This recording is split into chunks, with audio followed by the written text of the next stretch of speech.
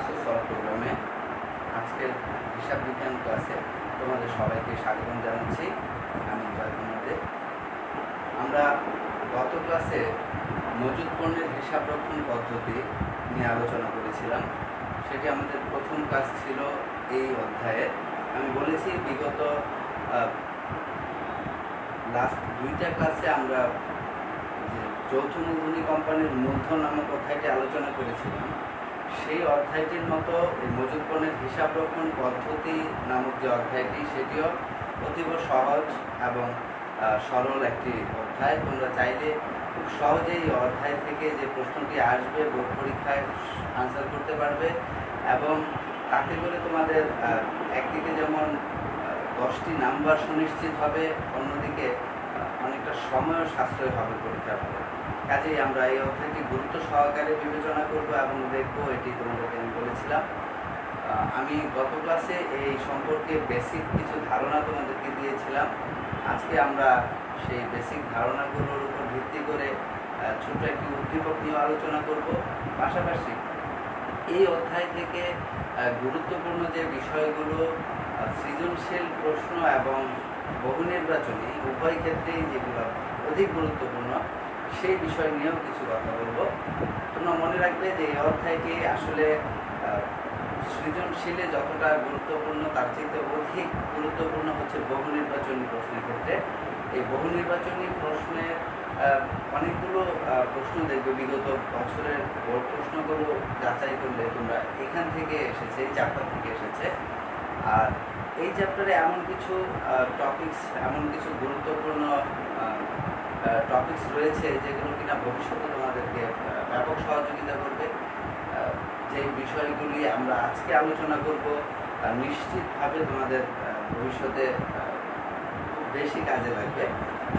কাজে আমি আশা করব তোমরা সবাই প্রস্তুত। খাতা বই নিয়ে আমি আজকে যে কথাগুলো আলোচনা করব।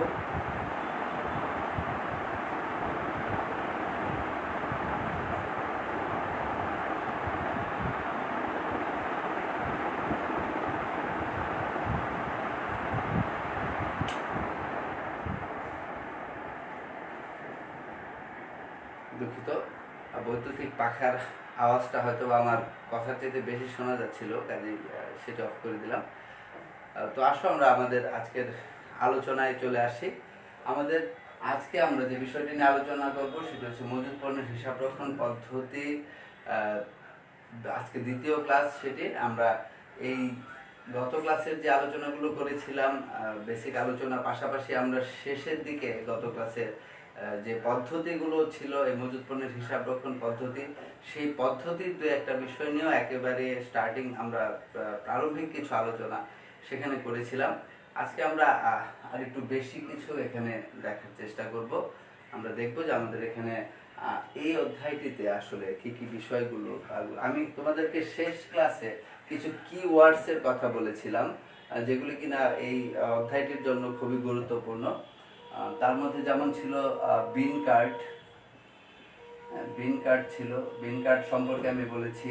তারপর পদ্ধতি যে তিনটি ছিল আমাদের, ফাইফো, লাইফো এবং ওয়েটেড অ্যাভারেজ মেথড, এগুলো নিয়ে আমরা কথা বলেছি। তারপর আমরা কথা বলেছিলাম FOB shipping point, FOB shipping point, FOB shipping point. তারপর বলেছিলাম আমরা এফওবি ডেস্টিনেশন,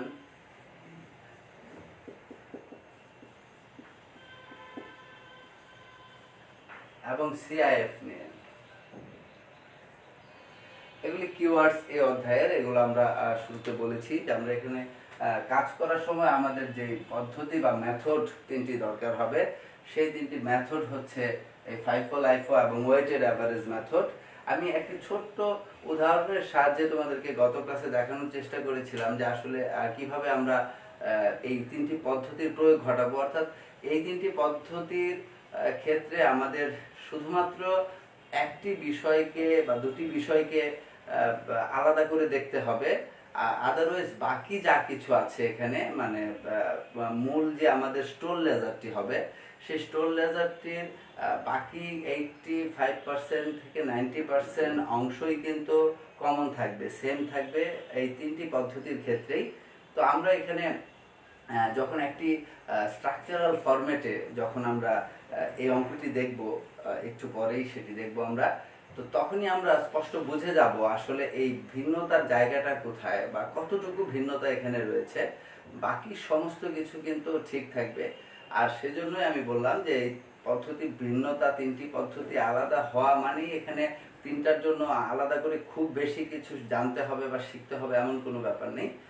আমরা শুধুমাত্র ফাইফো লাইফো এবং ওয়েটেড অ্যাভারেজ মেথড পদ্ধতির ক্ষেত্রে নির্দিষ্ট দুই একটি জায়গায় কিছু ভিন্নতা আসবে, যেটিকে আমরা আয়ত্ত করতে পারলে আমাদের কাছে পুরো স্টোর লেজারের ব্যাপারটি সুস্পষ্ট হয়ে যাবে এবং ক্লিয়ার হয়ে যাবে। তো আমরা আমাদের মূল আলোচনায় আসি।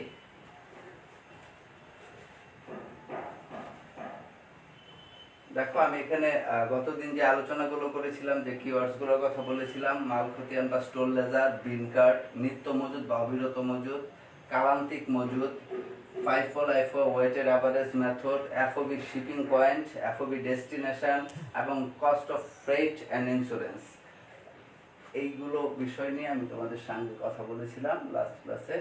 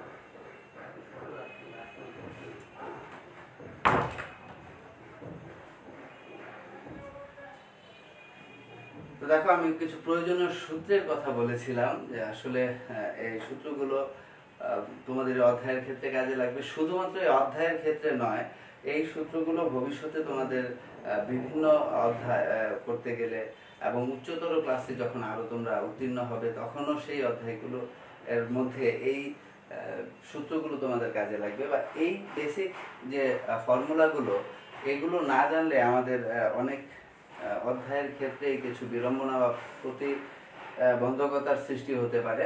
তো দেখো, এখানে আমি প্রয়োজনীয় যে সূত্রের কথা বলেছি তার মধ্যে প্রথম আমি লিখেছি ক্রয়কৃত পণ্যের ব্যয়।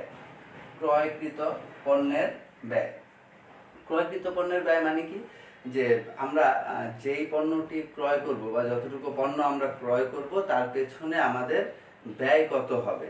যখন এরকম ফর্মুলা থাকবে, প্রশ্ন করা হবে যে ক্রয়কৃত পণ্যের ব্যয় কত বা ক্রয়কৃত পণ্যের ব্যয়ের পরিমাণ কত, এটা সৃজনশীল প্রশ্নের ক নম্বর অংশে থাকতে পারে। তো আমরা সেক্ষেত্রে প্রথমে কি চাওয়া হচ্ছে সেটি ভালোভাবে বুঝে নেব।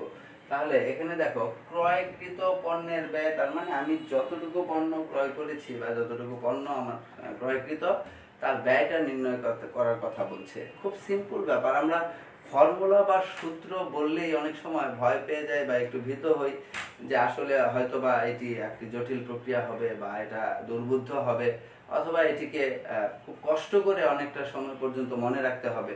অ্যাকচুয়ালি ব্যাপারটা ঠিক সেরকম নয়, কারণ অনেক সিম্পল ব্যাপার। প্র্যাকটিক্যালি আমি যখন তোমাকে বলবো, জেনারেলি তুমি যখন এটা নিজে থেকে উপলব্ধি করবে, তখন দেখবে যে এটা আসলে কিছুই না, তোমার অলরেডি হয়তো এটা জানা। আমি বাস্তবিকভাবে আমরা যখন এই ব্যাপারগুলোর সাথে প্রতিনিয়ত এগুলোর সম্মুখীন হই, আমরা যখন এগুলোর সাথে ডিল করি, সেই বিষয়গুলোই কিন্তু এখানে আবিধানিকভাবে হয়তো বা একটু ভিন্ন শব্দে একটু ভিন্ন রূপে চলে আসে, এটাকে ফর্মুলা বললেই ভয় পাওয়ার কিছু নেই। আমরা দেখব যে আসলে কি বিষয়টা। দেখো, ক্রয়কৃত পণ্যের ব্যয় নির্ণয়ের ক্ষেত্রে ফর্মুলাটা হচ্ছে ক্রয়কৃত একক সংখ্যা, মানে ক্রয়কৃত পণ্যের একক সংখ্যা ইন্টু হচ্ছে একক প্রতি ক্রয় মূল্য। দেখো কতটাই সিম্পল আসলে ব্যাপারটা, যে যখন ভাষাগতভাবে আমরা বা আবিধানিক এই অর্থের শব্দটা যখন আমরা পড়ি তখন আমাদের কাছে অনেক ক্ষেত্রেই জটিল মনে হয়। হ্যাঁ, কিন্তু আসলে ব্যাপারটা কি, খুবই সহজ।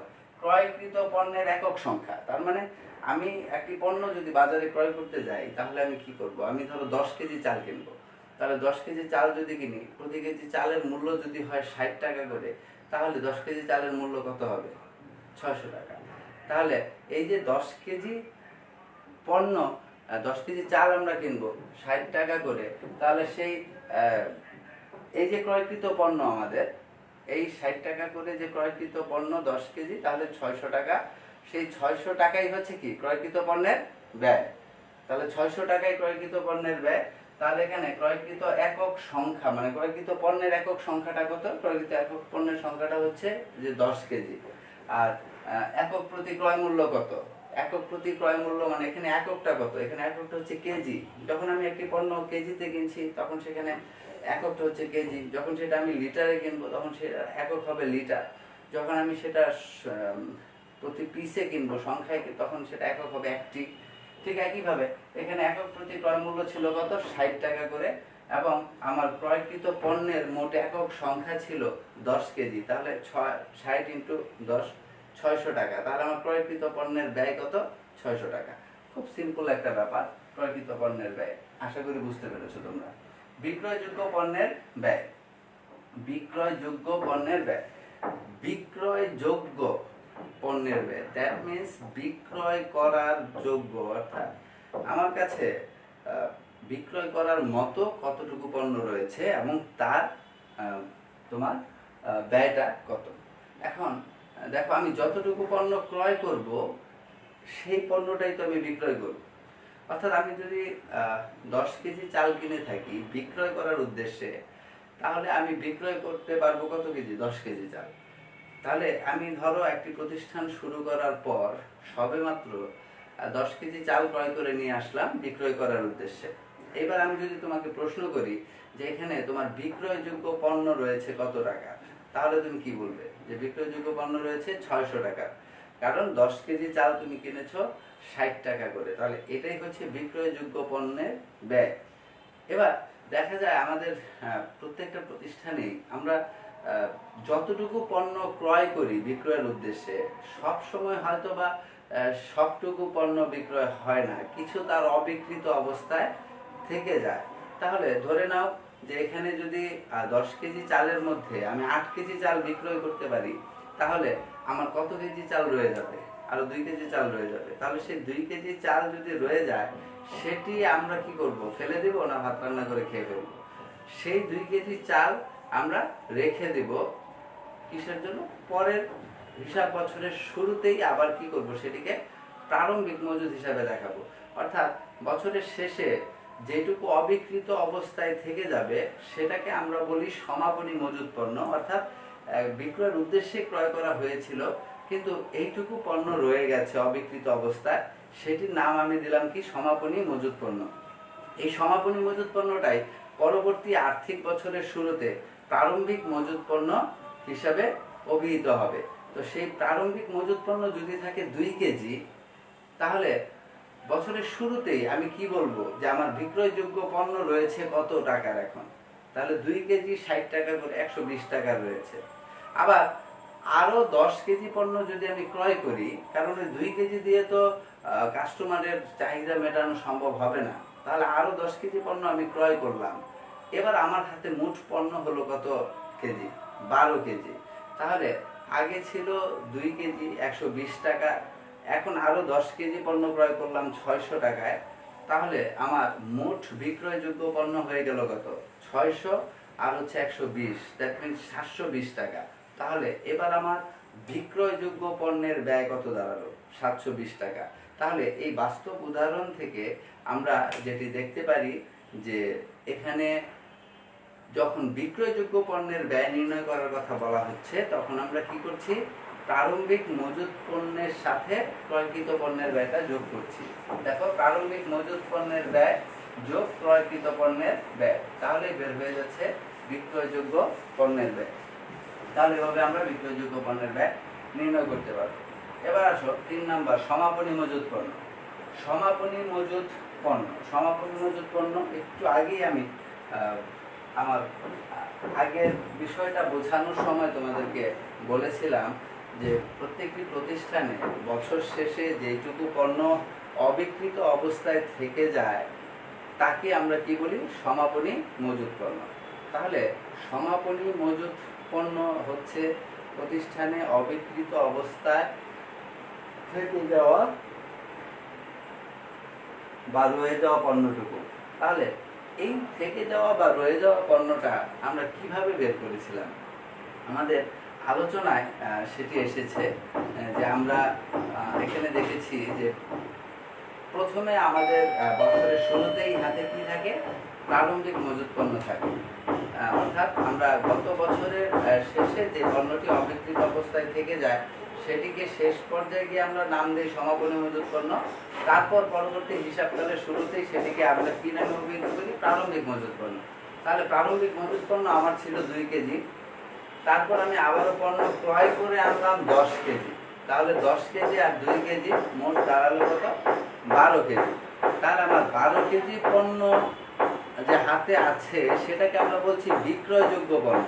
অর্থাৎ 2 কেজি প্রারম্ভিক মজুত পণ্য আর 10 কেজি হচ্ছে পরবর্তীতে আরো ক্রয়। তাহলে এই দুটো মিলে আমার কি হয়, বিক্রয়যোগ্য পণ্যের ব্যয়। তাহলে এই যে বিক্রয়যোগ্য পণ্য হচ্ছে কত কেজি, 12 কেজি। এবার আমি বলেছিলাম তোমাদেরকে যে সেই 12 কেজি পণ্যের মধ্যে আমি যদি 10 কেজি পণ্য 8 কেজি পণ্য বিক্রয় করি ওই বছর, 12 কেজির মধ্যে আমি যদি 8 কেজি পণ্য বিক্রয় করি তাহলে আমার আরো হাতে রয়ে যাবে কত, 4 কেজি পণ্য। তাহলে সেই 4 কেজি পণ্যের নামকরণই আমি করছি কি, সমাপনী মজুত পণ্য। তাহলে সেটি হচ্ছে সমাপনী মজুত পণ্য। তাহলে দেখো, সমাপনী মজুত পণ্যটা প্র্যাকটিক্যালি আমরা যে আলোচনা করলাম সেটার মাধ্যমে জানতে পারলাম যে কিভাবে এলো, যে প্রথমে প্রারম্ভিক মজুত পণ্য যোগ হচ্ছে তার সাথে ক্রয়, অর্থাৎ সেই 2 কেজি প্রারম্ভিক মজুত পণ্য যোগ হচ্ছে ক্রয়, তার মানে 10 কেজি, এর হচ্ছে 12 কেজি, মাইনাস হচ্ছে বিক্রয়, অর্থাৎ সেই 12 কেজির মধ্যে আমি কত কেজি বিক্রয় করে দিলাম, 8 কেজি বিক্রয় করে দিলাম। তাহলে রয়ে গেল কি, 4 কেজি, সেটি হচ্ছে সমাপনী মজুত পণ্য। তাহলে বাস্তবিকভাবে আমরা যখন এই বিষয়গুলো উপলব্ধি করব বা প্র্যাকটিক্যালি যখন আমরা দেখব, তাহলে কিন্তু ফর্মুলা আলাদা বলতে কিছু নেই, অটোমেটিক্যালি সেটি ফর্মুলা হয়ে দাঁড়াবে। তাহলে এখানে দেখো, প্রারম্ভিক মজুত পণ্য যোগ হচ্ছে ক্রয় মাইনাস হচ্ছে বিক্রয়, এই হচ্ছে তোমার সমাপনী মজুত পণ্য। আবার সমাপনী মজুত পণ্য নির্ণয়ের আরেকটি সূত্র এখানে বলা আছে যে বিক্রয়যোগ্য পণ্যের পরিমাণ মাইনাস বিক্রয়কৃত পণ্যের পরিমাণ। এটি আরেকটি নতুন সূত্র, তাই না? অর্থাৎ দুটি সূত্র দাঁড়ালো তাহলে সমাপনী মজুত পণ্যের। আগেরটিও মনে রাখতে হবে, পরেরটিও মনে রাখতে হবে। আসলে কি তাই? এখানে আসলে দুটি সূত্র, আলাদা বা ভিন্ন কিছু নয়, একটু টেকনিক্যাল ব্যাপার থাকে এখানে, একটু ভালোভাবে লক্ষ্য করলে বুঝতে পারবে। দেখো, সমাপনী মজুত পণ্য এখানে বলা হচ্ছে বিক্রয়যোগ্য পণ্যের পরিমাণ। তাহলে বিক্রয়যোগ্য পণ্যের পরিমাণ সম্পর্কে আমরা একটু আগে আলোচনা করেছি। বিক্রয়যোগ্য পণ্য নির্ণীত হয় বা বের হয় কিভাবে, প্রারম্ভিক মজুত পণ্য যোগ হচ্ছে ক্রয়। তাহলে প্রারম্ভিক মজুত পণ্য ওই যে 2 কেজি, ক্রয় হচ্ছে 10 কেজি, হচ্ছে কত, 12 কেজি। তাহলে এই 12 কেজি আমাদের কি ছিল একটু আগে, যে প্রারম্ভিক মজুত এবং ক্রয় মিলে 12 কেজি ছিল। তাহলে সেই প্রারম্ভিক মজুত এবং ক্রয় মিলে যে 12 কেজি, সেই 12 কেজির নামই কিন্তু বিক্রয়যোগ্য পণ্য, কারণ ওই দুটো পণ্য মিলেই আমার বিক্রয়যোগ্য পণ্যের পরিমাণ নির্ধারিত হয়। তাহলে সেখানে বিক্রয়যোগ্য পণ্যের পরিমাণ যদি বলা হয় তাহলে কি, এটা কিন্তু ইন্ডিকেট করা হচ্ছে, এটির কথাই বলা হচ্ছে যে প্রারম্ভিক মজুত পণ্য যোগ হচ্ছে ক্রয়। তাহলে প্রারম্ভিক মজুত পণ্য আর ক্রয় এই দুটো যোগ করলেই আমাদের বের হয় বিক্রয়যোগ্য পণ্যের পরিমাণ। তাহলে এখানে লিখেছে বিক্রয়যোগ্য পণ্যের পরিমাণ মাইনাস বিক্রয়কৃত পণ্যের পরিমাণ। তাহলে বিক্রয় বা বিক্রয়কৃত পণ্যের পরিমাণ যেটি একই জিনিস।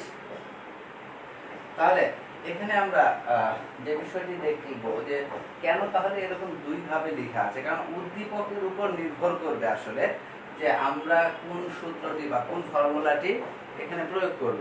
কারণ উদ্দীপকে যদি প্রারম্ভিক মজুত পণ্য এবং ক্রয় সম্পর্কে আলাদা আলাদা তথ্য দেয়া থাকে, যে প্রারম্ভিক মজুত পণ্য এত টাকা, ক্রয়ের পরিমাণ এত টাকা, তাহলে আমরা এভাবেই লিখব প্রারম্ভিক মজুত পণ্য যোগ ক্রয়। কিন্তু যদি উদ্দীপকে প্রারম্ভিক মজুত পণ্য এবং ক্রয় আলাদা না বলে সরাসরি যদি বলে যে বিক্রয়যোগ্য পণ্যের পরিমাণ এত বা বিক্রয়যোগ্য পণ্যের ব্যয়, তাহলে সেই ক্ষেত্রে আমরা প্রারম্ভিক মজুত পণ্য আর ক্রয় সেখানে আলাদা পাবো না, আমরা এই যেটি আছে সেটি সরাসরি সেখানে লিখে দিতে পারবো। এই হচ্ছে সমাপনী মজুত পণ্য।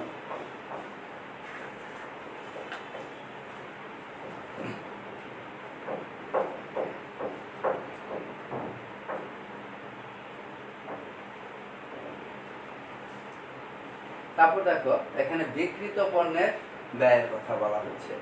বিক্রিত পণ্যের ব্যয় অর্থাৎ যতটুকু পণ্য বিক্রয় করা হয়ে গেছে সেটার ব্যয় কত ছিল।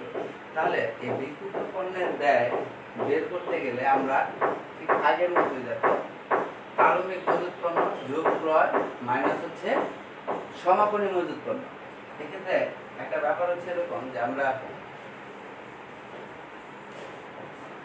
একটু আগে দেখলাম যে সমাপনী মজুত পণ্য নির্ণয়ের ফর্মুলাটা কি। আমরা সমাপনী মজুত পণ্য যখন নির্ণয় করেছিলাম তখন আমরা এভাবে লিখেছিলাম যে প্রারম্ভিক মজুত পণ্য যোগ হচ্ছে ক্রয়, তারপর যে অ্যামাউন্টে দাঁড়াবে সেখান থেকে মাইনাস হচ্ছে বিক্রয়। তাহলে কি বের হয়েছিল? সমাপনী মজুত পণ্য। যেমন আমাদের প্রারম্ভিক মজুত পণ্য ছিল 2, ক্রয় ছিল 10, সেখানে হয়েছিল কত? মোট হয়েছিল 12, বিক্রয়যোগ্য পণ্য 12, সেখান থেকে বিক্রয় হয়েছিল 8, রয়ে গিয়েছিল কত? 4। এটি ছিল সমাপনী মজুত পণ্য। ঠিক এই ফর্মুলাটিকে যখন আমরা একটু রিঅ্যারেঞ্জ করব তখন আমার বিক্রিত পণ্যের ব্যয়টা নির্ণয় হয়ে যাবে। অর্থাৎ প্রারম্ভিক মজুত পণ্যের সাথে আমরা ক্রয় যোগ করব, ক্রয় যোগ করে সমাপনী মজুত পণ্যটাকে এবার কি করব? মাইনাস করব। তাহলে বিক্রয়কৃত পণ্যের ব্যয়টা বের হয়ে যাবে। তাহলে এটা খুব সিম্পল ব্যাপার। একটি ফর্মুলা যখন তুমি ঠিকঠাক মতো বুঝে নিতে পারবে বা একটি ফর্মুলার প্রত্যেকটি অংশ সম্পর্কে যখন তুমি সঠিক ধারণা রাখবে তখন সেই একটি ফর্মুলা থেকে আরো কয়েকটি ফর্মুলা তুমি নিজেই তৈরি করতে পারবে। মোট মুনাফা বা লাভ। মোট মুনাফা বা লাভ। আমরা একটি প্রতিষ্ঠানের আর্থিক ফলাফল নির্ণয় করি বা আর্থিক অবস্থার নির্ণয় করি, সেখানে আর্থিক ফলাফল নির্ণয় করার যে ব্যাপারটি, সেই আর্থিক ফলাফল নির্ণয়ের ক্ষেত্রে আমরা যে কাজটি করি সেটি হচ্ছে যে আর্থিক ফলাফল আমরা নির্ণয় করতে গেলে নিট লাভ বা নিট ক্ষতির পরিমাণ জানতে চাই। আর নিট লাভ বা নিট ক্ষতির পরিমাণ জানতে গেলে আমাদের কি করতে হয়? আমাদের যে নিট বিক্রয় থাকে সেই নিট বিক্রয় থেকে আমাদের সমস্ত ব্যয়গুলোকে বাদ দিতে হয়। এখন ওখানে দুটি বিষয়, আমরা দুটো পার্টে সেই কাজটি করি। আমরা যখন একটি বিশদ বিবরণী করি, আমার কথা স্পষ্ট শোনা যাচ্ছে কি? শারীরিকভাবে একটু অসুস্থ থাকার কারণে আসলে হয়তোবা কিছুটা প্রবলেম হতে পারে। তোমরা একটু আন্তরিকভাবে সেটি বিবেচনা করার চেষ্টা করবে। দেখো এখানে নিট বিক্রয় অর্থাৎ একটা প্রতিষ্ঠানে যে পরিমাণ নিট বিক্রয় করা হবে সেখান থেকে আমরা যখন বিক্রিত পণ্যের ব্যয় বাদ দিব তখন একটি লাভ নির্ণীত হবে, সেটির নাম হচ্ছে মোট লাভ। দেখো এখানে বলা হয়েছে মোট মুনাফা বা লাভ নিট বিক্রয় থেকে শুধুমাত্র বিক্রিত পণ্যের ব্যয়, শুধুমাত্র বিক্রিত পণ্যের ব্যয়। অর্থাৎ ধরো আমি 20 টাকায় পণ্যটি বিক্রয় করলাম, পণ্যটি আমি 20 টাকায় বিক্রয় করলাম, এই পণ্যটি আমি ক্রয় করেছিলাম 12 টাকায়। এটার বিক্রিত পণ্যের ব্যয়টা আমরা বাদ দিলাম 20 টাকা থেকে 12 টাকা দিয়ে, তাহলে আমি আমার লাভ কত হলো? 8 টাকা। স্বাভাবিকভাবে বা সাধারণ দৃষ্টিতে আমরা তাই বুঝি যে একটি পণ্য যত টাকায় বিক্রয় করা হবে, প্রথমে সেখান থেকে আমি কি করব, সেই পণ্যটি কত টাকা দিয়ে ক্রয় করেছিলাম সেটি যদি মাইনাস করি তাহলে আমার একটি লাভ বের হবে। যে লাভটি আমার বের হবে বা এখানে নির্ণীত হবে, সেই লাভটি কি তোমার অ্যাকচুয়াল লাভ, সেটি কি তোমার নিট লাভ, নাকি এর মধ্যে আরো কিছু খরচ অন্তর্ভুক্ত রয়েছে? যদি আরো কিছু খরচ তাতে অন্তর্ভুক্ত থেকে থাকে তাহলে আমাদেরকে কি করতে হবে, সেই খরচগুলোকেও বাদ দিয়ে তারপর প্রকৃত নিট লাভটি নির্ণয় করতে হবে। তাহলে এখানে আমি দেখলাম যে 8 টাকা আমি পেলাম মোট লাভ বিক্রয় থেকে, আমরা কি ক্রয় মূল্যটা বাদ দিয়ে। তাহলে এখানে দেখো মোট মুনাফা থেকে, মোট মুনাফা বা লাভ নির্ণয়ের ক্ষেত্রে নিট বিক্রয় থেকে আমরা বিক্রিত পণ্যের ব্যয়টা বাদ দিলে কি বেরোচ্ছে, এই মোট মুনাফা বা লাভ। এখন আমরা যদি নিট লাভ নির্ণয় করতে যাই, তাহলে নিট লাভ নির্ণয় করতে গেলে আমাদের কি করতে হবে, এখান থেকে আরো যে ব্যয়গুলো রয়েছে যেমন পরিচালন ব্যয়, অপরিচালন ব্যয়, এই সমস্ত ব্যয়গুলোকে বাদ দিতে হবে। তারপর কি বের হবে, নেট লাভ। তো এটা হচ্ছে মোট মুনাফা বা মোট লাভের কথা বললে মনে রাখবে যে আমরা নিট বিক্রয় থেকে বিক্রিত পণ্যের ব্যয়টিকে বাদ দেব, তাহলে নির্ণীত হয়ে যাবে। ভারযুক্ত গড় ব্যয়, ভারযুক্ত গড় ব্যয় বা ওয়েটেড অ্যাভারেজ যে কস্ট আমরা যেটি বলছিলাম, আমাদের একটি পদ্ধতি রয়েছে আমরা জানি, ওয়েটেড অ্যাভারেজ মেথড। সেই ওয়েটেড অ্যাভারেজ মেথডের মধ্যেই ভারযুক্ত গড় ব্যয় এটি এককে যখন বলা হচ্ছে, তখন আমরা বের করছি যে বিক্রয়যোগ্য পণ্যের ব্যয় মাইনাস বিক্রয়যোগ্য পণ্যের একক। অর্থাৎ এই বিক্রয়যোগ্য পণ্যের ব্যয়, যত টাকা আমার বিক্রয়যোগ্য পণ্যের পেছনে ব্যয় হবে সেটিকে যখন আমি একক দ্বারা ভাগ দিব, তখনই আমার ভারযুক্ত গড় ব্যয়টি বের হয়ে যাবে। আমি গত ক্লাসে তোমাদের একটু দেখিয়েছিলাম, তারপর আবার দেখাবো। ভারযুক্ত গড় হার, মোট মজুদের যে ক্রয় মূল্য তাকে আমরা মজুদের পরিমাণ দিয়ে ভাগ দিব। অর্থাৎ আমাদের কাছে যত টাকা মোট মজুদ থাকবে সেটিকে আমরা মোট মজুদের যে পরিমাণ, সেই ক্রয় মূল্যটিকে আমরা মজুদের পরিমাণ দিয়ে ভাগ দিব, তাহলে আমার ভারযুক্ত গড় হার বের হয়ে যাবে।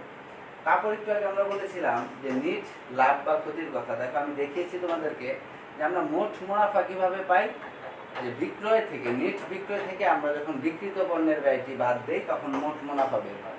তারপর আমি দেখিয়েছি যে এই মোট মুনাফা থেকে আমি মাইনাস করলাম কি, পরিচালন ব্যয়।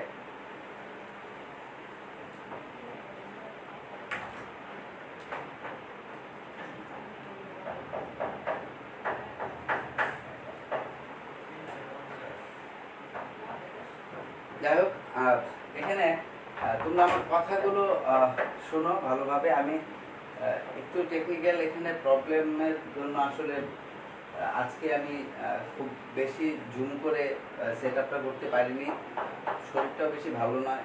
তারপর আমি নেক্সট ক্লাসে আবার একটু তোমাদেরকে দেখাবো বা আমি এগুলো পোস্ট করে দেবো, তোমরা পরবর্তীতে লিখে নিও। এখানে আসলে আমি বারবার বলছি যে এখানে মুখস্থ করাটা ইম্পর্টেন্ট নয়, ফর্মুলা বলতে আসলে কিছু হয় না। প্র্যাকটিক্যালি যে বিষয়টা ঘটে বা বাস্তবিকভাবে যা সংঘটিত হয় সেটিকে একটি সুন্দর রূপ দেওয়া। ফর্মুলা বলতে আলাদা এখানে কিছু নেই, এখানে কোনো বিক্রিয়ার ব্যাপার নেই।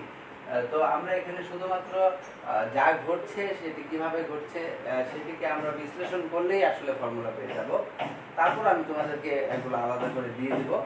বিক্রিত পণ্যের ক্রয় মূল্য, বিক্রিত পণ্যের ক্রয় মূল্য হচ্ছে মোট বিক্রয়যোগ্য পণ্য মাইনাস সমাপনী মজুদ পণ্য।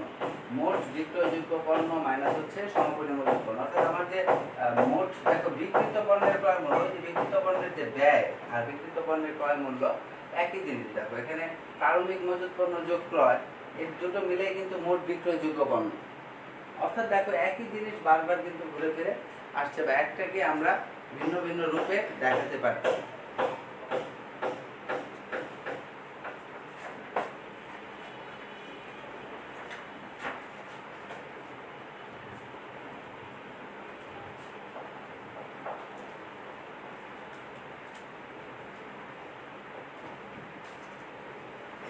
দেখো আমি ছোট্ট একটি উদ্দীপক, তোমরা আমার কথা শুনে একটু খাতায় লিখেও নিতে পারো উদ্দীপকটি। বইতে অসংখ্য এরকম উদ্দীপক দেওয়া আছে, শুধুমাত্র এটা তোমাদের বোঝানোর জন্য আমি বলছি যে কেমন হয় আসলে একটি মজুদ পণ্যের হিসাব রক্ষণ পদ্ধতির উদ্দীপকটি কি কেমন হয়। এখানে আমি লিখেছি যে তানিম কোম্পানি লিমিটেডের 2020 সালের জানুয়ারি মাসের লেনদেনগুলো নিম্নে দেওয়া হলো। যে তানিম কোম্পানি লিমিটেডের 2020 সালের জানুয়ারি মাসের লেনদেনগুলো নিম্নে দেওয়া হলো। জানুয়ারির 1 তারিখে বলা হচ্ছে প্রারম্ভিক মজুদ 50 টন 2000 টাকা দরে। প্রারম্ভিক মজুদ 50 টন 2000 দরে। জানুয়ারির 1 তারিখে প্রারম্ভিক মজুদ রয়েছে পণ্যের 50 টন, প্রত্যেক টনের মূল্য হচ্ছে 2000 টাকা। এবার দেখো জানুয়ারির 8 তারিখে বলছে যে ইস্যু 25 টন। তার মানে জানুয়ারির 8 তারিখে সেই যে স্টোরে মজুদ ছিল 50 টন পণ্য, তার মধ্য থেকে 25 টন পণ্য ইস্যু করে দেওয়া হয়েছে। তার মানে স্টোর থেকে 50 টন যে পণ্য ছিল তার মধ্যে 25 টন পণ্য বের হয়ে গেছে, স্টোর থেকে 25 টন পণ্য দিয়ে দেওয়া হয়েছে। এখন এই যে ইস্যু 25 টন, এখানে দেখো ইস্যুর মূল্য কি লেখা আছে, যে এখানে আসলে 25 টন যে আমরা ইস্যু করলাম কত টাকা দামের পণ্য ইস্যু করলাম, এখানে দেওয়া নেই। আমরা কি দেখবো? আমরা দেখবো যে আমার কত টন পণ্য রয়েছে এর আগে আমার কয়টি পণ্য রয়েছে। একটা ক্যাটাগরি দেখো, একটি মূল্যের পণ্যই রয়েছে 2000 টাকা। এখানে কিন্তু ভিন্ন ভিন্ন দামের পণ্য নেই। অর্থাৎ এমন হতো যদি একটা পণ্য 2000 টাকা দরের, আরেকটা পণ্য 1800 টাকা দরে ক্রয় করা, তাহলে একটা ব্যাপার ছিল। কিন্তু এখানে সিম্পলি 50 টন পণ্য রয়েছে 2000 টাকা দরে, ইস্যু করলাম সেখান থেকে 25 টন। তাহলে এই 25 টন যে ইস্যু হবে সেটি কত দরের? সেই 2000 টাকা দরেরই, কারণ একটি দামেরই পণ্য এখানে রয়েছে। তাহলে 50 টনের মধ্যে আমি 25 টন পণ্য ইস্যু করব, 25 টন ইন্টু 2000, এইভাবে আমরা ইস্যু করব। আমি দেখাচ্ছি তোমাদেরকে। 13 তারিখে ক্রয় 20 টন, 13 তারিখে আবার ক্রয় করা হয়েছে, 13 তারিখে 20 টন পণ্য ক্রয় করা হয়েছে। এখানে দেখো প্রতি টন ক্রয় করা হয়েছে 1900 টাকা দরে। তার মানে আগে যে পণ্যটা মজুদ ছিল সেটা ছিল 2000 টাকা দামে, এখন যে পণ্যটি আবার ক্রয় করা হয়েছে একই পণ্য কিন্তু 1900 টাকায়। তাহলে এই দুটোকে কি আমি ব্যালেন্সে যখন দেখাবো তখন একসাথে দেখাতে পারবো নাকি আলাদা আলাদা দেখাবো? অবশ্যই আলাদা দেখাতে হবে, কারণ দুটি পণ্য দুই সময়ে স্টোরে ঢুকেছে এবং দুটি পণ্যের মূল্য ভিন্ন, একটা 2000, একটা হচ্ছে 1900। কাজে আমাকে দুটো পণ্য আলাদা করে দেখাতে হবে। তারপর আবার বলছে দেখো 16 তারিখে ইস্যু 18 টন। এবার 16 তারিখে যে আমি ইস্যু করব 18 টন, এই 18 টন পণ্য আমি ইস্যু করব, আমার কিন্তু এখানে দেখতে হবে তখন দুটি দামের পণ্য ঢুকে গেছে। অর্থাৎ 25 টন পণ্য আমার প্রারম্ভিক যে মজুদ ছিল সেখান থেকে রয়েছে 25 টন, সেখান থেকে রয়েছে 25 টন 2000 টাকা মূল্যের ব্যালেন্সে। আবার পরবর্তীতে আমি ক্রয় করেছি 20 টন 1900 টাকা মূল্যের। এখন আসো ব্যাপারটা যে এখানে যখন বলা হবে ইস্যু 18 টন এই 16 তারিখে, তখন 16 তারিখে তো আমার দুটি পণ্য, দুটি ক্যাটাগরির পণ্য রয়েছে। তাহলে আমি যে ইস্যু করব 18 টন, এবার কোন জায়গা থেকে দিব বলো? কোথা থেকে দিব? আমি কি প্রথম যে 25 টন রয়েছে 2000 টাকা দামের এখান থেকে দিয়ে দিব 18 টন, নাকি পরবর্তীতে যে 20 টন রয়েছে আমি সেখান থেকে দিব 18 টন? এই সময় বা এই জায়গাটিতে এসে আমাদের ওই FIFO, LIFO এবং ওয়েটেড অ্যাভারেজ মেথড পদ্ধতির ব্যাপারটি চলে আসে। তাহলে এখন যদি তোমাকে বলা হয় যে FIFO পদ্ধতিতে করতে, that means first in first out, অর্থাৎ আগের পণ্য আগে যাবে, তাহলে দেখো আগের পণ্য কোনটি? এই যে 25 টন 2000 টাকা দরে, এটি হচ্ছে আগের পণ্য। তাহলে আগের পণ্য আগে যদি যায়, তাহলে আমি এখন এই 16 তারিখে যে ইস্যু করব সেটি এই 25 টন থেকে দিব 18 টন। তাহলে কত টাকা দামের দিতে হবে? 2000 টাকা দামে। তাহলে আমি এইভাবে দেখাবো বিষয়টি যে 18 টন 25 টন থেকে যাবে। তারপর আবার 20 তারিখে ক্রয় করা হয়েছে 24 টন, প্রতি টন 1800। এবার দেখো কি হয়, এই 25 টন থেকে যখন আমি 18 টন ইস্যু করে দিব, আমার ব্যালেন্সে রয়ে যাবে 60 টন 2000 টাকা মূল্যের। তারপর এটাও তো রয়েই গেল, 20 টন ক্রয় করেছিলাম 1900 টাকা মূল্যের। তারপর দেখো আরেকটা পণ্য অ্যাড হলো 24 টন, এটি আবার 1800 টাকা মূল্যের। এবার দেখো কয়টি দামের পণ্য হয়ে গেল? 3টা দামের পণ্য হয়ে গেল। তাহলে এবার যদি আমাকে ইস্যু করতে বলে 10 টন, যদি FIFO পদ্ধতি হয় তাহলে আমি উপর থেকে দিব প্রথমে 7 টন, বাকি থাকবে কত? 3 টন। তখন আবার এখান থেকে দেব 3 টন, অর্থাৎ 7 টন দিব 2000 টাকা করে, 3 টন দিব 1900 টাকা করে। তো আমাকে যদি 30 টন পণ্য ইস্যু করতে বলে, 30 টন, তাহলে দেখো 7 টন দিব 2000 টাকা করে, 20 টন দিব 1900 টাকা করে, হলো কত? 27 টন। আরো লাগবে কত? আরো লাগবে 3 টন। তাহলে আরো 3 টন আমি দিব, এই যে 24 টন 1800 টাকা করে, এই 24 টন থেকে আমি দিব আরো 3 টন। তাহলে এইবার গিয়ে তোমার এখানে হবে এত টাকা, অর্থাৎ বাকি যেটুকু থাকবে সেখানে রয়ে যাবে। এখন এই যে একটা তথ্য, এর উপর ভিত্তি করে তোমাকে বলা হচ্ছে, দেখো যে ক নাম্বার 5 পদ্ধতিতে মাল খতিয়ান প্রস্তুত করো। তাহলে ফার্স্ট ইন ফার্স্ট আউট, অর্থাৎ আগের মাল আগে যাবে, আগের পণ্য আগে যাবে, এই পদ্ধতিতে তোমাকে মাল খতিয়ান করতে বলছে। তারপর বলা হচ্ছে লাইফো পদ্ধতিতে মাল খতিয়ান প্রস্তুত করতে। তাহলে লাইফো পদ্ধতিতে মাল খতিয়ান মানে হচ্ছে লাস্ট ইন ফার্স্ট আউট, অর্থাৎ শেষের পণ্য আগে যাবে। ভারযুক্ত গড় পদ্ধতিতে মাল খতিয়ান করতে বলেছে, অর্থাৎ ওয়েটেড অ্যাভারেজ মেথড। সে ওয়েটেড অ্যাভারেজ মেথডটা হচ্ছে কি, যে গড় করে তারপর আমরা সেটির মূল্য একটা জায়গায় এসে নির্ধারণ করবো। এই হচ্ছে এই ব্যাপারটি। আমি এটার একটা সমাধান আমি কিভাবে করব একটু তোমাদেরকে দেখাচ্ছি।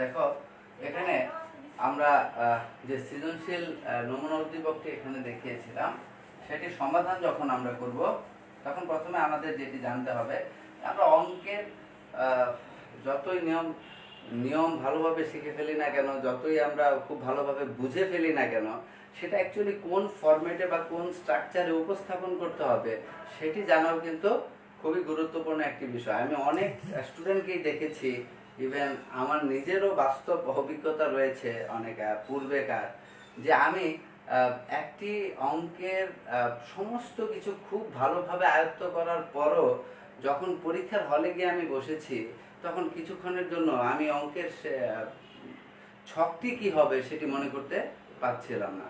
খুবই বিরক্ত হচ্ছিলাম, খুবই কষ্ট হচ্ছিল, চেষ্টা করছিলাম প্রকটভাবে, কিন্তু আমার মনে পড়ছিল না যে ঠিক কোন ছকে সেটিকে উপস্থাপন করতে হবে। তার কারণ কি ছিল?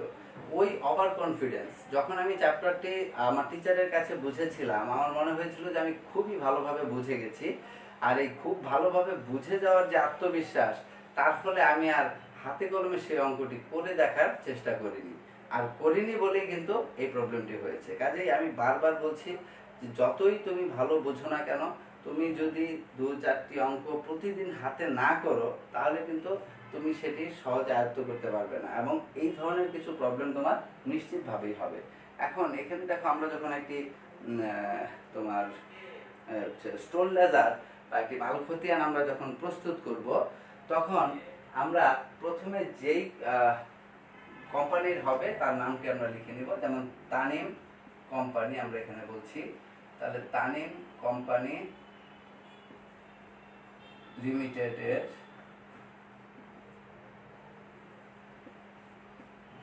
মাল খতিয়ান বা স্টোন লেজার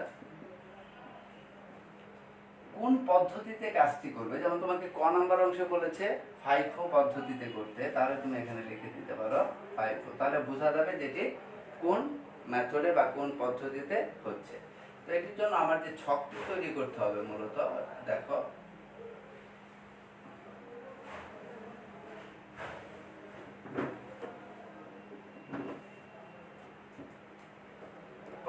যে ঘরটি হবে সেটির নাম হবে তারিখ। তারপর আমি কি লিখবো এখানে, তারপর লিখবো বিবরণ। আমি প্রথমে লিখবো কি তারিখ, তারপর লিখবো বিবরণ। আমি বলেছি আমাদের এখানে তিনটি পার্ট থাকবে মূলত। একটা হবে আগমন, অর্থাৎ যে পণ্যটি, সেই পণ্যটি যখনই স্টোরে আসবে বা স্টোরে যখনই পণ্যটি ঢুকবে তখন সেটিকে আমরা কি বলবো, আগমন। আবার সেই আগমনের পর কি হবে, সেখান থেকে ইস্যু হবে বা নির্গমন হবে। তাহলে আগমন এবং নির্গমন, এই আগমন এবং নির্গমনের মাধ্যমে আমরা কি জানতে পারবো, যে কতটুকু আমার হাতে রয়ে গেল, অর্থাৎ ব্যালেন্স বা উদ্বৃত্ত, তাই তো? তাহলে এই যে আগমন, নির্গমন এবং ব্যালেন্স, এই তিনটি পার্ট যখন আমি দেখছি প্র্যাকটিক্যালি যা আমার এখানে আসছে, তাহলে এখানে তিনটি পার্ট আমি দেখাবো, লিখব। তিনটি ঘর হবে তাহলে, যেমন এই আগমন, নির্গমন আর হচ্ছে উদ্বৃত্ত। আগমন, নির্গমন এবং উদ্বৃত্ত। এইখানে মাঝখানে তুমি একটি ভাগ করে দিবে। এটা হচ্ছে তারিখ,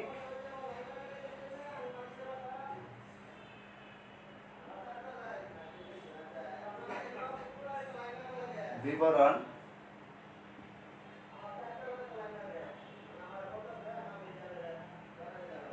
আগমন,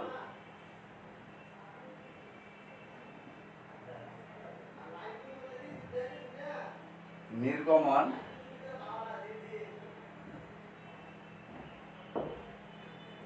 উদ্বৃত্ত। এই আগমনের মধ্যে 1, 2, 3 তিনটি অংশ থাকবে।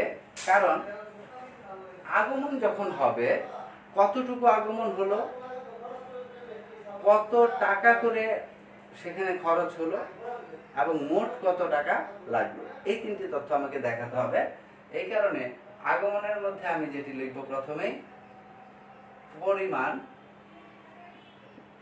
প্রথমে লিখব পরিমাণ, তারপর দর, তারপর হচ্ছে টাকা, মানে মোট মূল্য। ঠিক নির্গমনের ক্ষেত্রেও আবার আমি কি করব, তিনটি পার্ট করব। এখানে আমি লিখব পরিমাণ, দর, টাকা। উদ্বৃত্তের ক্ষেত্রেও কতটুকু রয়ে গেল, অর্থাৎ পরিমাণ, দর, টাকা। ঠিক আছে? তাহলে এই হচ্ছে ছকটি মূলত। এই একটা স্টোর লেজার বা মাল খতিয়ানের ছক। তুমি দেখো তারিখ, বিবরণ, তারিখ বিবরণের পর কি তিনটি পার্ট, তারিখ বিবরণের পর তিনটি পার্ট।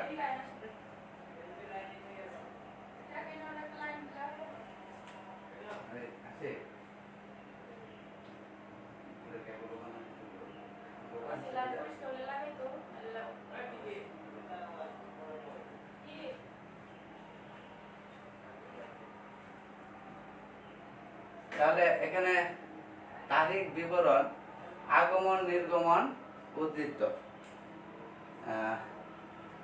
এখানে আমরা দেখো আমাদের যে অঙ্কটি ছিল, যে আমরা এখানে দেখবো যে প্রথম যে কথাটি ছিল জানুয়ারির 1 তারিখ প্রারম্ভিক মজুদ 50 টন, প্রারম্ভিক মজুদ 50 টন। তাহলে প্রারম্ভিক মজুদ হচ্ছে 50 টন, দর কত, 2000 টাকা দর। তাহলে প্রথম আমার কাছে যে বিষয়টি থাকলো সেটা হচ্ছে যে প্রারম্ভিক মজুদ 50 টন, 2000 টাকা করে। তাহলে এই ব্যাপারটি, যেমন জানুয়ারির 1 তারিখ, এটি আমি কি নামে লিখবো বিবরণের ঘরে, ব্যালেন্স বা প্রারম্ভিক মজুদ নামে, ব্যালেন্স বা প্রারম্ভিক মজুদ। তাহলে প্রারম্ভিক মজুদ যে বিষয়টি, সেটি তো আর চলে যাওয়া না, সেটি রয়ে যাওয়া বা আশায়। তাই আমরা আগমনের ঘরে আমরা কি লিখি মূলত, ক্রয় করলে বা যখন আমরা পণ্যটাকে নতুন করে নিয়ে আসবো সেটা আগমন, নির্গমন। উদ্বৃত্ত মানে কি, ব্যালেন্স। তাহলে প্রারম্ভিক মজুদটা যেহেতু ব্যালেন্স, আমি সরাসরি এখানে লিখতে পারি যে প্রারম্ভিক মজুদের ঘরে পরিমাণ কত, 50 টন, দর কত, 2000 টাকা। তাহলে 2000 টাকা করে 50 টন যদি হয়,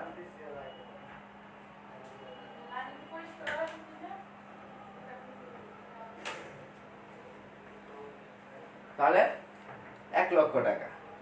আচ্ছা, তারপর হচ্ছে 8 তারিখ ইস্যু 25 টন। 8 তারিখ ইস্যু হচ্ছে 25 টন। তাহলে ইস্যু করবো এখন 25 টন। তাহলে এই 25 টন ইস্যু করলে আমরা কি করব? কোন পদ্ধতিতে আমরা এখন কাজ করছি? FIFO পদ্ধতিতে। তাহলে FIFO পদ্ধতিতে মানে কি? ফার্স্ট ইন ফার্স্ট আউট, আগের পণ্য আগে যাবে। তাহলে আমার এখানে পণ্য তো একটাই, মজুদ যেটুকু ছিল এখান থেকেই পণ্যটি চলে যাবে। তাহলে আমার ইস্যুর ঘর কোনটা? সেটা হচ্ছে নির্গমন। তাহলে আমি লিখব জানুয়ারির 8 তারিখ। 8 তারিখ আমি এখানে লিখব ইস্যু। ইস্যু হলে আমি ইস্যুর ঘরে লিখব কত টন ইস্যু করতে বলছে? পরিমাণ 8 টন। দর কত? দর তো বলা নেই। তাহলে দর হবে কি? একটাই যেহেতু আমার দরের পণ্য ছিল 2000, তাহলে আমি দরের ঘরে লিখব 2000। তাহলে 8 দোকানে কত? 16000। এ হচ্ছে 16000 টাকা। তাহলে এখন দেখো যে এই 50 টন থেকে আমার চলে গেল কত টন? 50 টন থেকে আমার চলে গেল 8 টন। তাহলে 50 টন থেকে যদি 8 টন চলে যায়, থাকে কত টন? 42 টন। 42 টন থাকবে।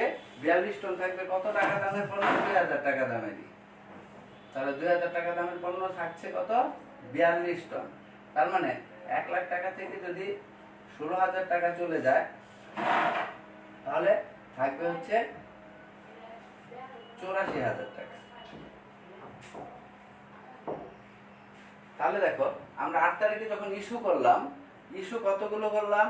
8 টন করলাম। যেহেতু FIFO পদ্ধতি, তাহলে আমি রেট কিনলাম উপরে যেটি ছিল, আগের পণ্য আগে যাবে। তাহলে আগের পণ্য ছিল 2000 টাকা দামে, সে 8 টন নিলাম 2000 টাকা করে, এ হচ্ছে 16,000 টাকা। তাহলে ব্যালেন্সটা কত রয়ে গেল? সাথে সাথে লিখে দিলাম যে 42 টন রয়ে গেল 2000 টাকা করে, 84,000 টাকা। বাস শেষ। তারপর 13 তারিখ, 13 তারিখে আমি ক্রয় করলাম 20 টন। তাহলে আমি এখানে লিখবো ক্রয়। ক্রয় যেহেতু করেছি, আগমনের ঘরে লিখবো 20 টন। কত করে ক্রয় করলাম আমরা? 1900 টাকা করে। তাহলে 1900 টাকা করে আমরা ক্রয় করলাম। তাহলে কত হবে এখানে? যখন আমরা 1900 টাকা করে 20 টন পণ্য ক্রয় করব, তখন এখানে কত টাকা আসবে?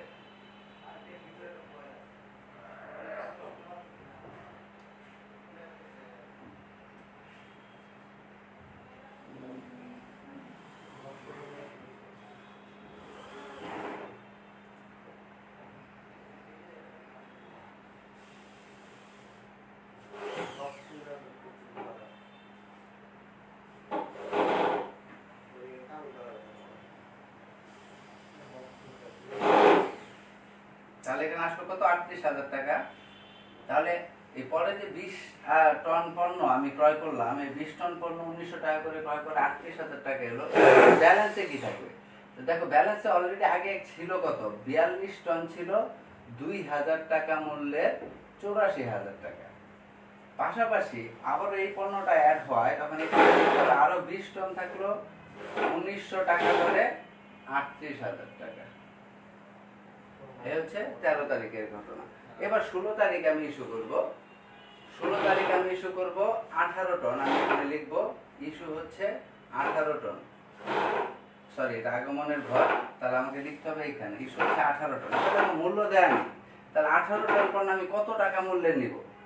আমার এখানে যেহেতু FIFO পদ্ধতি, এই জন্য আমি আগের পণ্য আগে যাবে। তাহলে আগের পণ্য কোনটা? এই 42 টন পণ্য আগে। তাহলে আমি আগের পণ্য যে 42 টন, এখান থেকে দিতে পারবো 18 টন 2000 টাকা করে। তাহলে আমার পণ্যের মূল্যটা এখানে হবে 8 দোকানে 36,000 টাকা এখানে আসবে। তাহলে আমি এটা ইস্যু করে দিলাম। এবার এই 42 টন থেকে যেহেতু আমি 18 টন পণ্য ইস্যু করে দিয়েছি, তাহলে আমার থাকবে কত? 24 টন পণ্য থাকবে। তাহলে এখানে আমার যখন পরবর্তীতে এই আইটেমটি যখন আমি লিখবো, অর্থাৎ ইস্যুটা, এটা আমার একটু নিচে লেখা দরকার ছিল। আমি এখানে ধর 18 টন ইস্যু করলাম 2000 টাকা করে, 36,000 টাকা। আর এখানে 18 টন গেলে 42 থেকে থাকবে কত? 24 টন। 24 টন থাকবে কত করে? 2000 টাকা করে। তাহলে কত? 48,000 টাকা।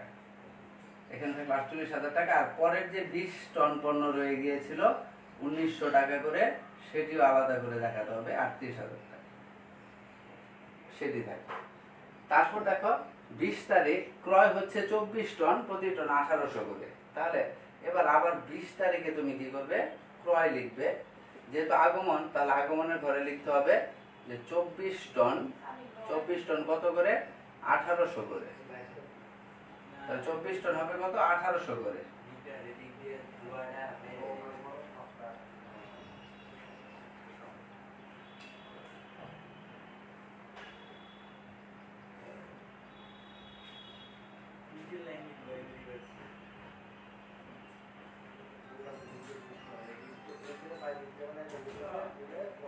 তাহলে 43,200 টাকা হবে এখানে, 43,200। এই 43,200 টাকা আমরা এখন যে ব্যালেন্সটা লিখবো, দেখো এখানে আমার প্রথম পণ্যটি ছিল 2,000 টাকা দরে, তারপরে পণ্যটি 1900 টাকা দরে। এইখানে কিন্তু আমি ব্যালেন্সের করে দুটোকে আলাদা আলাদা দেখিয়েছি। এবার যে আমি পণ্যটা ক্রয় করলাম সেটা কিন্তু 1800 টাকা দরে। তাহলে কি এবার যে ব্যালেন্সটা হবে সেটা কিন্তু তিনটি দামের পণ্যে সম্বলিত একটা ব্যালেন্স হবে। তাহলে আমি আবারও লিখবো ব্যালেন্সের ঘরে 24 টন ছিল 2,000 টাকা দামের, 48,000। তারপর 20 টন ছিল 1900 টাকা দরের, 38,000। তারপর 24 টন ছিল 1800 টাকা দরে, 43,200। এই তিনটা ব্যালেন্স এখানে থাকবে। তাহলে আমার লাস্ট ব্যালেন্স কত, এটাই সমাপনী উদ্ধৃত। এইভাবে আমরা মালপত্রিয়ানটা প্রস্তুত করব বা স্টোর লেজারটা। আসলে ইচ্ছে ছিল যে তোমাদের এই উদ্দীপকের মাধ্যমে, যেমন খ নম্বরে আমার লাইফো পদ্ধতিতে মালপত্রিয়ান প্রস্তুত, তারপর ভারযুক্ত গড় পদ্ধতিতে। তো আমার ইচ্ছে ছিল আজকের ক্লাসে আমি তিনটি বিষয়ই দেখাবো, কিন্তু আসলে তা আর সম্ভব হচ্ছে না, আমি একটু অসুস্থতা বোধ করছি। আজকে এ পর্যন্তই থাকবে। আমরা নেক্সট ক্লাসে এই উদ্দীপকের আলোকে নয়, অন্য আরেকটি উদ্দীপকের মাধ্যমে আমি বাকি যে দুটি পদ্ধতি সেটি সুস্পষ্টভাবে তোমাদেরকে বুঝিয়ে দেবো, এবং আমি প্রত্যাশা করছি যে নেক্সট ক্লাসে আমাদের এই চ্যাপ্টারটি শেষ হয়ে যাবে, খুব ভালোভাবে শেষ হবে। আমি আবারও একটি সামারি আকারে খুব জিস্ট জিনিসগুলো খুব সহজভাবে তোমাদের কাছে তুলে ধরবো। সে পর্যন্ত সবাই সুস্থ থাকো, ভালো থাকো, আমার জন্য দোয়া করো। দেখা হবে আবারও সামনের ক্লাসে এর শেষ অংশটুকু নিয়ে। ধন্যবাদ সবাইকে।